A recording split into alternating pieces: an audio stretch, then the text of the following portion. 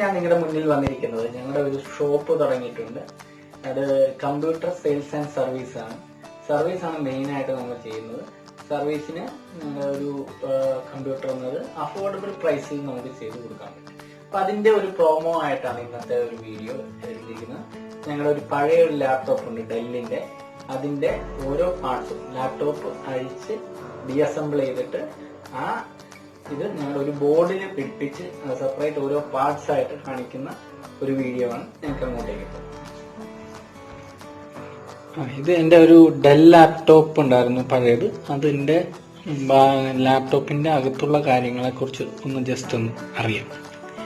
അപ്പൊ അത് ഞാൻ ഒരു ബോർഡിൽ അത് അസംബിൾ ചെയ്തിട്ട് ബാക്കിയുള്ള എല്ലാം വെച്ചിട്ട് അതൊരു പാർട്സ് ആയിട്ട് നിങ്ങളെ കാണിക്കാൻ വേണ്ടി ചെയ്തിട്ടുണ്ട്. ജസ്റ്റ് ഇതിനകത്ത് വരുന്ന കാര്യങ്ങളാണ് ഇത് വരിക. ഇതിനകത്ത് ഫാനുണ്ട്, CPU ഫാൻ. അതുകൂടാതെ പ്രോസസ്സർ ഇതിൻ്റെ കീഴിലാണ്. പിന്നെ അതിൻ്റെ ചിപ്പ് സെറ്റ്, പിന്നെ മെമ്മറിയുടെ പാർട്ടുണ്ട്, പിന്നെ ഹാർഡ് ഡിസ്ക് ഉണ്ട്. പിന്നെ അതിൻ്റെ സപ്പോർട്ടിംഗ് ആയിട്ടുള്ള ഇത് CD-ROM കണക്ട് ചെയ്യാനുള്ളതാണ്. നമ്മുടെ CD ഡ്രൈവ്, DVD ഡ്രൈവ്. ഇത് ഓണിൻ്റെ സ്വിച്ചാണ്. ഓരോരോ പാർട്സ് ആയിട്ട് ഞാൻ അസംബിൾ ചെയ്ത് വെച്ചിട്ടുണ്ട്.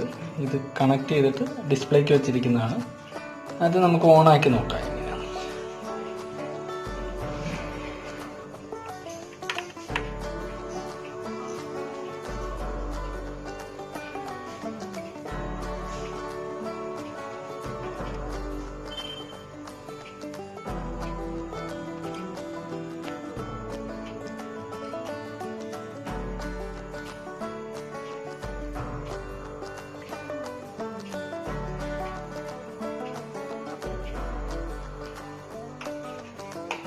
ഇതിന്റെ പാർട്സിനെ കുറിച്ച് OS ലോഡായി.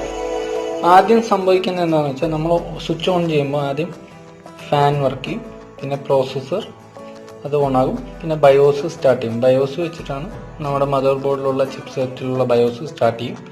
അതിനുശേഷം നമ്മുടെ ഹാർഡ് ഡിസ്കിലുള്ള OS അത് മെമ്മറിയിലേക്ക് ലോഡാകും. അത് ചെയ്യുന്ന പ്രോസസ്സർ പതുക്കെ ബൂട്ട് ഡിവൈസിന്റെ സമയത്ത്, പോസ്റ്റിന്റെ സമയത്ത് ആദ്യം എല്ലാ ഡിവൈസും ചെക്ക് ചെയ്യും. പ്രോസസ്സർ വർക്കിംഗ് ആണോ, മെമ്മറി വർക്കിംഗ് ആണോ, ഹാർഡ് ഡിസ്ക് ഡിറ്റക്ട് ചെയ്യുന്നുണ്ടോ, അതിന്റെ ഡിസ്പ്ലേ എല്ലാ ചിപ്സെറ്റ് വർക്കിംഗ് ആണോ, എല്ലാം ചെക്ക് ചെയ്തിട്ടാണ് ബൂട്ട് ചെയ്യുക. അപ്പോൾ ബാക്കിയുള്ള ചിപ്സെറ്റിന്റെ എല്ലാം ഓക്കെ ആണെങ്കിൽ അത് ബൂട്ട് ചെയ്ത് വരും. അതിനുശേഷം ഇതെന്ത് ചെയ്യുന്നു വെച്ചാൽ ഹാർഡ് ഡിസ്കിലുള്ള OS ഓപ്പറേറ്റിംഗ് സിസ്റ്റം പതുക്കെ അതിനുശേഷം എന്ത് ചെയ്യുന്ന വെച്ചാൽ ഇത് ഹാർഡ് ഡിസ്കിൽ നേരത്തെ ഇൻസ്റ്റാൾ ചെയ്തിരിക്കുന്ന ഓപ്പറേറ്റിംഗ് സിസ്റ്റം അത് പതുക്കെ മെമ്മറിയിലേക്ക് ലോഡ് ചെയ്യും. മെമ്മറിയിലേക്ക് ലോഡ് ചെയ്യുമ്പോഴാണ് അവിടെ വിൻഡോസ് എന്ന് എഴുതി കാണിക്കുന്നത്. ആ മെമ്മറിയിലേക്ക് ലോഡായതിനു ശേഷം ഓട്ടോമാറ്റിക്കലി അത് ഡെസ്ക്ടോപ്പിലേക്ക് വന്നിരിക്കും. ഇവിടെ നമ്മൾ പാസ്വേഡ് വെച്ചിരിക്കുന്നത് ഇത്ര മെമ്മറിയിലാണ്, ഈ പ്രൈമറി മെമ്മറിയിലാണ് ഇത് റൺ ആവുന്നത്. അത് കഴിഞ്ഞിട്ട് നിങ്ങൾ ഈ ചെയ്യുന്ന കാര്യങ്ങൾ, വേർഡ്, എക്സൽ, പവർ പോയിന്റ് എല്ലാം ചെയ്യുന്ന കാര്യങ്ങൾ സേവ് ചെയ്യുമ്പോൾ ഈ മെമ്മറിയിൽ നിന്ന് നേരെ ഹാർഡ് ഡിസ്കിലേക്ക് കൊണ്ട് സ്റ്റോർ ചെയ്യും. അത് കഴിഞ്ഞ് നമ്മൾ ഒരു ഫയൽ ഓപ്പൺ ചെയ്യുകയാണെങ്കിൽ ഹാർഡ് ഡിസ്കിൽ നിന്ന് ആ വേർഡോ എക്സലോ പവർ പോയിന്റ് ഇതിലേക്ക് വന്നിട്ടാണ് അതിന്റെ ഔട്ട്പുട്ടാണ് നമുക്ക് ഈ മോണിറ്ററിൽ കാണാൻ പറ്റുക. ഇത്രയും കാര്യങ്ങളാണ് ഇന്ന് എക്സ്പ്ലെയിൻ ചെയ്യുന്നത്. ഈ വീഡിയോ എല്ലാവർക്കും ഇഷ്ടപ്പെട്ടെന്ന് കരുതുന്നു. ഇഷ്ടപ്പെട്ടത് സബ്സ്ക്രൈബ് ചെയ്യുക. ഇനിയും കൂടുതൽ വീഡിയോസ് ചെയ്യാൻ ഓരോ കമ്പ്യൂട്ടറിനെ കുറിച്ചും അതിന്റെ കാര്യങ്ങളെ കുറിച്ചും പുതിയ ഐറ്റത്തിനെ കുറിച്ചുള്ള വീഡിയോസ് ഇനി നെക്സ്റ്റ് ചെയ്യുന്നുണ്ട്.